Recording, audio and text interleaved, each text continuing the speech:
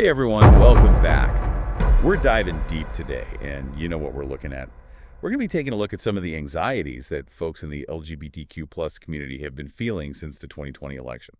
Yeah, sounds pretty heavy. It is, and we've got a really interesting report from Fox 11 Los Angeles.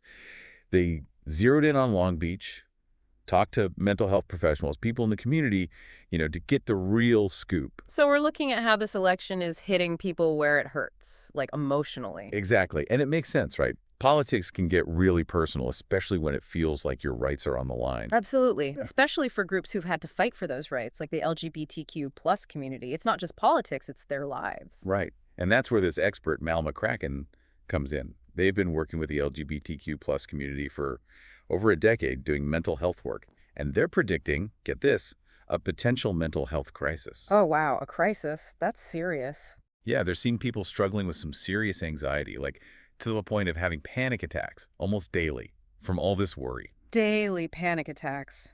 That's intense. I mean, it shows just how deep this fear runs, like it's not just a passing worry. Yeah, it's a lot. But, the report doesn't just focus on the heavy stuff. They also take us to this really cool spot, the Silver Fox, a gay bar in Long Beach.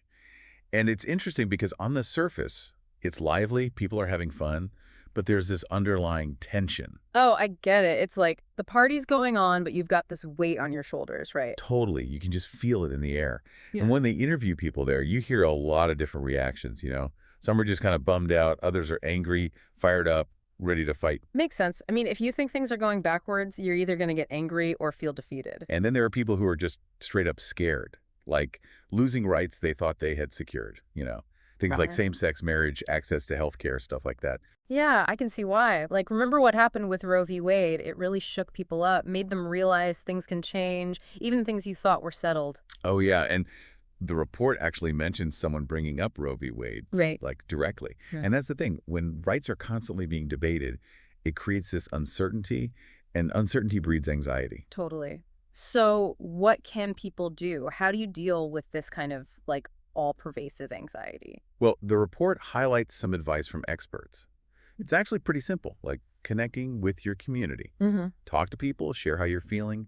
Don't bottle it up. Ah, the power of community. I love that. Sharing your burdens, realizing you're not alone in this. Exactly. And Long Beach apparently has a really strong LGBTQ plus community, so that's a huge asset. For sure. That sense of belonging can be a real anchor in tough times. Yeah. And then there's the whole reaching out for professional help if you need it. Like, don't be afraid to talk to a therapist. They can give you tools to manage all this stress. Absolutely. And even little things, like McCracken mentioned deep breathing exercises, mindfulness stuff. It might sound basic, but it can actually help a lot. Right? Those little things can make a big difference.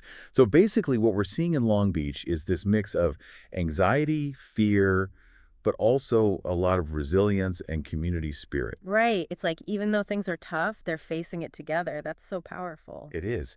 And what really struck me? It's how they're turning that anxiety into action. They're not just sitting back and letting things happen. They're fighting for what they believe in. Yeah, that's inspiring. Shows you don't have to be passive in the face of fear. Exactly. And, it makes you think, like, could this be a blueprint for other groups who are dealing with similar anxieties, whether it's about politics or other big changes? Like, can that sense of community be a model for how we face these challenges? That's a good question to think about. Like, how can we build those strong support systems so people don't feel so alone and overwhelmed? Right? That's something we can all learn from this.